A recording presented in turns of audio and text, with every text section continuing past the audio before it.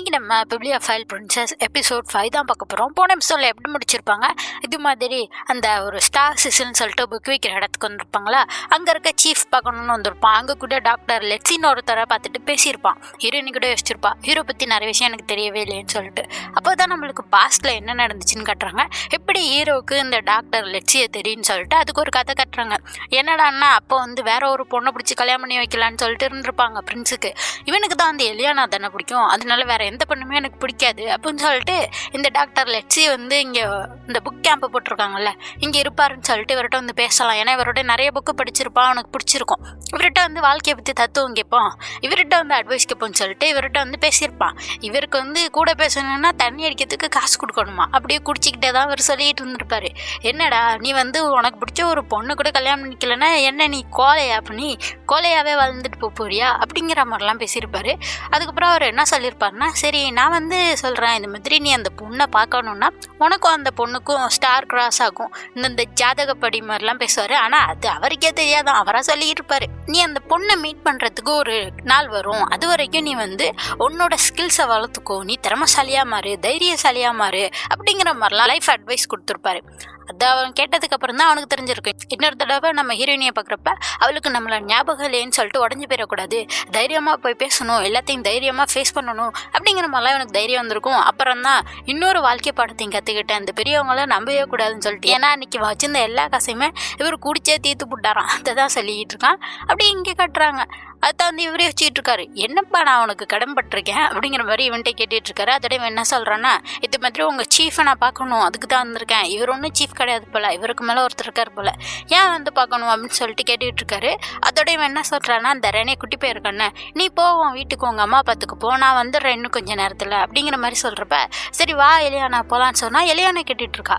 எப்படி உங்களுக்கு இந்த ஸ்டார் சிசில் உங்களை முன்னாடியே தெரியும், என்ன நிறைய விஷயம் அவளுக்கு தெரியலையா, அதனால இவ கேட்குறப்ப அவன் வந்து பார்த்துட்டு நான் அப்புறமாட்டி இதை பற்றிலாம் சொல்கிறேனே வா போகலாம் அப்படிங்கிற மாதிரி கூப்பிட்டா அவன் வந்து சொல்லிட்டு போகிறான், இல்லை நான் ரெனே கூடவே போகிறேன் அப்படிங்கிற மாதிரி சொல்லிட்டு ரெனே கூட அவங்க அம்மா பக்கம் போயிடுறான். அப்போ எலியானா ரெனே கூடயே அந்த பாலக்கூடையே நடந்து போகிறப்ப அப்படியே யோசிச்சுட்டே வரா, நிறைய விஷயம் பிரின்ஸை பற்றி எனக்கு தெரில, பிரின்ஸோட பாஸ்ட்டை பற்றி எனக்கு எதுவுமே தெரில, அதுவே என்ன கொஞ்சம் பயமுடுத்துது. இருந்தாலும் என்ன ரொம்ப பயமுடுத்துறது என்னென்னா, சின்ன பிள்ளையில பிரின்ஸை பார்த்த எந்த ஞாபகமே இவளுக்கு இல்லை, எப்படி நான் பிரின்ஸை மறந்தேன், எப்படி அது எதுவுமே எனக்கு ஞாபகம் இல்லை அப்படிங்கிற மாதிரி யோசிச்சுக்கிட்டே அப்படியே சோகமாக வந்துகிட்டு இருக்கா. பார்த்தா பின்னாடியே ஆலன் வந்துடுறான்.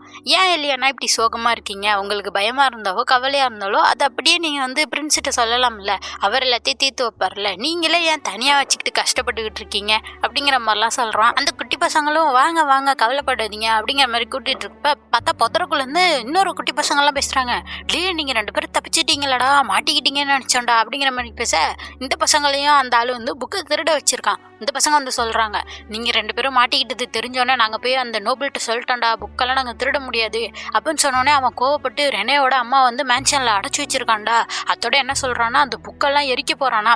இதெல்லாம் கேட்டுட்டு இருக்கப்பயே அந்த ஆலன் வந்து இருங்க எலியானா இந்த வந்துடுறேன்னு சொல்லிட்டு ஓடிடுறான். இது மாதிரி இந்த விஷயத்தை போய் பிரின்ஸ்கிட்ட சொல்லணும்ல.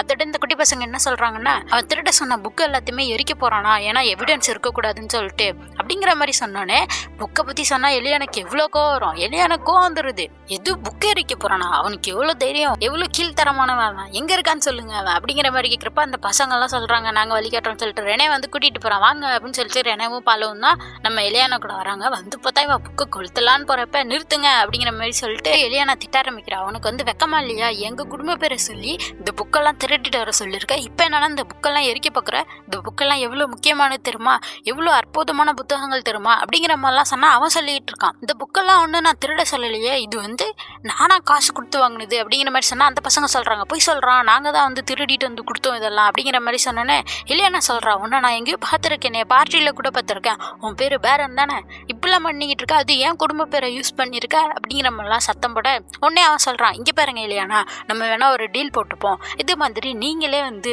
பிரின்ஸுக்கு பிரின்ஸஸாக இருந்துட்டு போங்க, அவரே கல்யாணம் பண்ணிக்கோங்க, அதுக்கு நான் வந்து முழு சப்போர்ட் கொடுக்குறேன், ஆனால் இந்த பசங்க விஷயத்தெல்லாம் நான் பார்த்துக்கிறேன், நீங்கள் ஒரு பட்ஜெட் போட்டு கொடுத்துருக்கீங்கல்ல அதை மட்டும் பின் வாங்கிக்கோங்க அப்படிங்கிற மாதிரி சொல்கிறான். ஏன்னா இவன் வந்து என்ன பண்ணியிருக்கான்னா, இது மாதிரி இந்த வெப்பன் தயாரிக்கிறதுக்கெல்லாம் கம்மியாகவே செலவு பண்ணட்டும் அப்படிங்கிற மாதிரி சொல்லியிருப்பா. ஏதோ ஒரு புது கம்பெனி வந்துச்சா, அதனால அவங்க இதை ஏற்றுக்காம அந்த கம்பெனி போயிட்டாங்களா. அவங்க வந்து புதுசாக வெப்பன் செஞ்சு கொடுப்பாங்க தெரியுமா, நம்ம நாட்டு முன்னேற்றத்துக்கு அது எவ்வளோ முக்கியம் தெரியுமா, இது வேற நாட்டை கை போயிடுச்சுன்னா என்ன ஆகும் தெரியுமா நம்ம நாட்டோட நிலைமை அப்படிங்கிற மாதிரிலாம் சொன்னால் எலியானா சொல்கிறா, நம்ம நாட்டு ஃப்யூச்சருக்கு முக்கியம் தான். அது என்ன, இப்போ நோயை எப்படி தீர்க்கிறது, மக்களோட முன்னேற்றத்தை எப்படி ஏற்றுறதுன்னு தான் நம்ம பார்க்கணும். அதுக்கு பதிலாக வெப்பனைக்காக எல்லாத்தையுமே யூஸ் பண்ண முடியும். அதனால தான் நான் இப்படி பட்ஜெட் போட்டு கொடுத்தேன் அப்படிங்கிற மாதிரிலாம் சத்தம் போட்டோன்னே, ஒழுங்காக இந்த டீலுக்கு ஏற்றுக்கோங்க அப்படிங்கிற மாதிரிலாம் அவன் மிரட்ட, எலியானா அதுக்கெல்லாம் ஒத்துக்கவே முடியாது அப்படிங்கிற மாதிரி சொன்னால், அப்போ உங்களை ஃபோர்ஸ் தான் பண்ணணும் அப்படின்னு சொல்லிட்டு ஸ்வாடா இவளுக்கு முன்னாடி கேட்டால் கரெக்டாக அங்கே பிரின்ஸ் வந்துடுறான். அங்கே பார்த்தா ஹீரோ வந்துடுறான். ஹீரோ பார்த்தோன்னே அவர் பயந்து போயிடுறாரு. பிரின்ஸ் நீங்கள் என்ன இங்கே பண்ணுறீங்க அப்படிங்கிற மாதிரிலாம் சொன்னால், நீ என்ன நினச்ச, என்னோட ஃபேன்ஸியை தனியாகவே விடுவேன்னு நீ நினச்ச அப்படிங்கிற மாதிரிலாம் சொல்ல, இல்லை பிரின்ஸ் நான் எதுவுமே பண்ணல, இந்த பசங்க சொல்கிறதெல்லாம் நம்பாதீங்க, இவங்க வந்து ஒரு பொய் சொல்லிங்க, இவங்க வந்து திருட்டு பசங்க, அவங்க பொய் சொல்கிறாங்க அப்படிங்கிற மாதிரிலாம் சொன்னால், இவன் எதையுமே நம்பலை. நீ என்ன வேணால் சொல்லிக்கோ, என் கண்ணு முன்னாடியே பார்த்தேன் என் ஃபேன்சி மூஞ்சிக்கு முன்னாடி நீ ஸ்வாட வச்சுருந்த, அதுவே போதுமே உன்னை அரெஸ்ட் பண்ணுறதுக்கு, அதோட நீ சொல்கிறதெல்லாம் நான் நம்பலை, இந்த பசங்க சொல்கிறது தான் நான் நம்புவேன் அப்படிங்கிற மாதிரியே சொல்லிடுறான். அதோட என்ன சொல்கிறான்னா, நீ ஒரு கம்பெனி பற்றி சொல்லிட்டு இருந்தல, அது பெரிய ஸ்கேமு, அவங்க சொன்னபடி அந்த ப்ளூ பிரிண்ட் படி இந்த வெப்பன் எதுவுமே சரியானதே கிடையாது, அதை ஸ்கேம் பண்ணுறதுக்காக சும்மா இஷ்டத்துக்கு பண்ணது தானா, அதோட பார்த்தியா இப்போ கூட அந்த கம்பெனி திவால் ஆயிடுச்சு, ஏன் தெரியுமா, அதோட அந்த வயசானவர் தண்ணி அடிச்சே அந்த பணத்தெல்லாம் அழிச்சிட்டாராம் அப்படிங்கிற மாதிரி சொன்னோன்னே இவன் அப்படியே கலங்கி போய் கீழே விழுகிறான், இப்படி ஆயிடுச்சு அப்படின்னு சொல்லிட்டு. அதோட வேற எலியானா மன்னிப்பு கேட்கிறா, நான் வந்து நீங்கள் எல்லாமே நான் பாட்டுக்கு முடிவு எடுத்துட்டேன், மன்னிச்சிருங்க பிரின்ஸ் அப்படின்னா இவன் கட்டி பிடிச்சிட்டு சொல்லிட்டு இருக்கான். கொஞ்ச நேரம் கூட என் கண்ணை மேலேருந்து எடுக்கவே கூடாது போலையே அப்படிங்கிற மாதிரி சொல்கிறப்ப ரெனே சொல்கிறான், அம்மா உள்ளதான் இருக்காங்க, அம்மாவை பார்க்க போகிறேன்னு சொல்லிட்டு விறுவிறுன்னு உள்ள ஓடி வர, அதே மாதிரி எலியானாவோ பிரின்ஸு கூடயே வந்துடுறாங்க. அவங்க அம்மா அந்த பெட்டில் நல்லா தான் படுத்துருக்காங்க, இப்போ நீங்கள் ஓகேவா அம்மா அப்படிங்கிற மாதிரிலாம் கேட்டுட்டு இருப்பா. அவங்க வந்து பசங்களை கட்டி பிடிச்சிக்கிறாங்க. அப்போ தான் அந்த ரெனே பையன் வந்து சொல்கிறான், அம்மா நாங்கள் வந்து ஒரு காவலாளியை பார்த்தோமா, அவருக்கும் என்ன மாதிரியே ப்ளூ கண் இருந்துச்சு, நான் அவரை அப்பான்னு நினச்சிக்கிட்டேம்மா. அப்புறம் தான் அவர் சொன்னார், எனக்கு ஒரு ஃபேரிடெயில் சொன்னார், அதில் வந்து அவர் என்ன சொன்னாருன்னா, நம்மளுக்கு முக்கியமான விஷயங்கள் எப்போதும் மறைஞ்சுதான் இருக்கும் அப்படிங்கிற மாதிரி சொன்னேன்னே நம்ம எனக்கு கொஞ்சம் ஞாபகம் வருது, பிரின்ஸ் கூட உட்காந்து பேசின மாதிரி. அதோட என்ன சொல்கிறான்னா, இப்போ தான் எனக்கு புரியுதுமா, எனக்கு தெரியும் அப்பா இறந்துட்டாருன்னு சொல்லிட்டு, இனிமேல் நான் உண்மையிலேருந்து ஓட மாட்டேன், நான் வந்து இந்த ஸ்டார் சிசிலில் ஒரு திறமையான மெம்பராக இருப்பேம்மா அப்படிங்கிற மாதிரி சொல்லிட்டு அவங்க அம்மாவை கட்டி பிடிச்சிக்கிறான். அவங்க அம்மாவுக்கும் ரொம்ப சந்தோஷம். அதுக்கப்புறம் தான் நம்ம என்ன சொல்கிறோன்னா, இது மாதிரி இலவச மருத்துவ முகாம் நடத்த போகிறாங்களாம், அதில் நீங்கள் யார் வேணால் வந்து செக் பண்ணிக்கலாம், உங்களுக்கான எல்லா மருத்துவமுமே இலவசமாக கிடைக்கும், மூலிகைகளும் சரி எல்லாமே இலவசமாக கிடைக்கும், அதை எங்கள் கண்ட்ரியே எடுத்து நடத்துவாங்க, எங்கள் அரசாங்கமே பார்த்துக்கும், அதோட அதுக்கு இன்சார்ஜாக எலியானா தான் இருப்பா அப்படிங்கிற மாதிரி சொன்னேன். இந்த பசங்களுக்கு ரொம்ப சந்தோஷம், அப்போ நாங்களும் வந்து பார்த்துக்கலாமா அப்படிங்கிற மாதிரி, நீங்களும் வந்து பார்த்துக்கலாம் அப்படிங்கிற மாதிரிலாம் சொன்னோன்னே எலியானா கேட்குறா, நான் ஏன் இன்சார்ஜாக இருக்கணும், என்ன ஏன் போட்டிங்க அப்படிங்கிற மாதிரி சொன்னால், அப்போ தான் இவன் சொல்கிறான், உனக்கு ஞாபகம் இல்லையா இது ஆரம்பித்ததே நீ தான் அப்படிங்கிற மாதிரி சொல்கிறப்ப அந்த சின்ன பிள்ளையில அவங்க பேசிகிட்டு இருப்பாங்களோ அதை காட்டுறாங்க.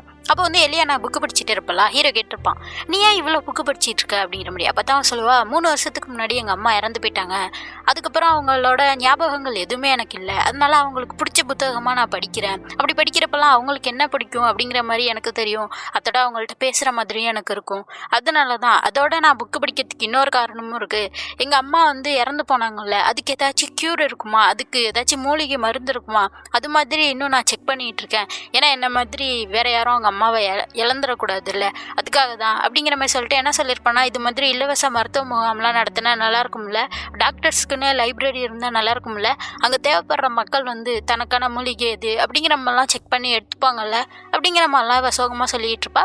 அதை யோசிச்சு தான் ஹீரோவும் இந்த முடிவெல்லாம் எடுத்திருப்பான். இதை பார்த்தோன்னே எலியானா பார்க்குறா, இப்படி பழைய கான்வர்சேஷன்லாம் இன்னும் நீங்கள் ஞாபகம் வச்சுருக்கீங்களா, ஆனால் ஏன் எனக்கு எதுவுமே ஞாபகம் இல்லை, எவ்வளோ ஞாபகப்படுத்தி பார்த்தாலும் எதுவுமே ஞாபகம் வர மாட்டேங்குது ஏன் அப்படிங்கிற மாதிரிலாம் சோகமாக சொல்ல, ஹீரோக்கு ஒரே சந்தோஷம், ஹீரோயினியை கட்டி பிடிச்சி தலையில் முத்தெல்லாம் கொடுக்குறான், இவன் பிடிச்சி தள்ளி வர்றான், எல்லாருக்கும் முன்னாடி இப்படி பண்ணுறீங்களே அப்படின்னு சொல்லிட்டு. இல்லை இல்லையானா எனக்கு ரொம்ப சந்தோஷமாக இருக்குது, நீ ஞாபகப்படுத்தி பார்க்குறதுக்கெல்லாம் முயற்சி செய்யறியே அப்படிங்கிற மாதிரிலாம் அவன் சந்தோஷப்பட்டுக்கிட்டு இருக்க. உடனே இங்கே பாலோ சொல்கிறான், பிரின்சஸ் நீங்கள் ஏன் அவரை கிஸ் பண்ணக்கூடாது, இது மாதிரி கிஸ் பண்ணால் எந்த சாபமாக இருந்தாலும் பேரும்ல அப்படிங்கிற மாதிரி சொன்னோன்னே பிரின்ஸ் சொல்கிறான், ஏன் நம்ம ட்ரை பண்ணக்கூடாது அப்படிங்கிற மாதிரி சொன்னோன்னே தான் ரெனே சொல்கிறான், நீங்கள் எதுவும் மேஜிக் வேர்டு யூஸ் பண்ணக்கூடாது, உங்கள் மேலே இருக்க ஸ்பெல்லும் போகும்ல அப்படிங்கிற மாதிரி சொல்கிறப்ப தான் எலியானா யோசிச்சு பார்க்குறா. அவளுக்கு இப்போ தான் பழசு கொஞ்சம் ஞாபகம் வருது.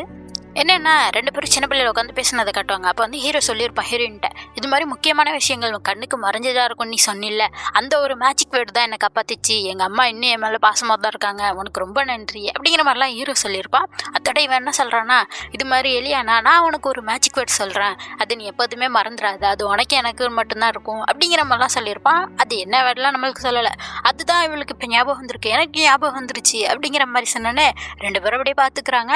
அப்புறம் அடுத்த சீனில் கட்டுறாங்க, நாங்கள் போயிட்டு வரோன்னு சொல்லிட்டு எல்லாத்துமே பைக் கட்டிட்டு இருக்காங்க. அந்த பசங்களும் சந்தோஷமாக வழி அனுப்பிச்சு வைக்கிறாங்க. இவங்களும் அப்படியே வண்டியில் கிளம்புறாங்க. நிறைய புக்கு வாங்கியிருக்கா. அதோட பிரின்ஸ் கேட்குறான், எப்படி உனக்கு திடீர்னு எல்லாமே பழசு ஞாபகம் வந்துச்சு அப்படின்னு சொன்னா, அப்பதான் இவன் சொல்றா, அந்த விஷயங்களை ஞாபகப்படுத்தாத வரைக்கும் நான் உங்களுக்கு செட்டே ஆக மாட்டேன்னு எனக்கு தோணிகிட்டே இருந்துச்சு, அதனாலேயே நான் கஷ்டப்பட்டு ஞாபகப்படுத்தினேன், இப்போ எல்லாமே எனக்கு ஞாபகம் வந்துருச்சு அப்படிங்கிற மாதிரிலாம் சொல்றப்ப அதோட ஹீரோவும் சொல்றான், நானும் உன்கிட்ட சில உண்மைகள் சொல்லணும் தான். ஃபஸ்ட்டு சொல்லப்போனால் நான் ரொம்ப கவலைப்பட்டேன், ஏன்னா மக்கள் மாறிடுவாங்க, நீனும் ஒரு வேளை மாறியிருப்பியோ அப்படின்னு நினச்சேன். பார்த்தா நீ மாறவே இல்லை. இந்த 4 வருஷமும் சரி, அதுக்கு முன்னாடி நான் உன்னை பார்க்காத வரைக்கும் சரி, நீ மாறவே இல்லை. நீ எப்போதும் போல அந்த பிப்ளியோஃபைல் பிரின்சஸாக தான் இருந்த, நான் சின்ன பிள்ளையில பார்த்த மாதிரியே அப்படிங்கிற மாதிரி சொல்கிறப்ப அத்தை ஹீரோயினி சொல்கிறா, எனக்கு அதே மாதிரி தான் பிரின்ஸ். இந்த 4 வருஷத்தை யோசிச்சு பார்க்குறப்ப என்கிட்ட இருக்க புத்தகங்களை விட நீங்கள் எனக்கு ரொம்ப முக்கியமானவராக இருக்கிறீங்க அப்படிங்கிற மாதிரி சொன்னோன்னே அதோட ஹீரோயின் என்ன அந்த சின்ன பிள்ளைல அந்த மேஜிக் வேர்டை சொல்றான்னு சொல்லியிருப்பேன்னு, ஆனா அவன் சொல்லலை. அவன் என்ன சொல்லியிருக்கான், திருப்பி நம்ம பாக்குறப்ப சொல்றேன்னு சொல்லியிருப்பான். அதை சொல்லவே இல்லை இன்ன வரைக்கும். அத்த ஹீரோயின் கேட்கிறா, நீங்க அந்த மேஜிக் வேர்டை என்கிட்ட சொல்றேன்னு சொல்லியிருந்தீங்கல்ல, இப்ப சொல்லுங்க அப்படிங்கிற மாதிரி சொல்றப்ப என்ன சொல்றான்னா, நீ தான் என்னோட பொக்கிஷம் எலியானா அப்படிங்கிற மாதிரி சொல்லிட்டு கிஸ் பண்றான். அப்படியே அந்த எபிசோட் முடியுது. அடுத்த எபிசோட் பக்கம் மறக்காம சேனலை சப்ஸ்கிரைப் பண்ணிக்கோங்க. பை.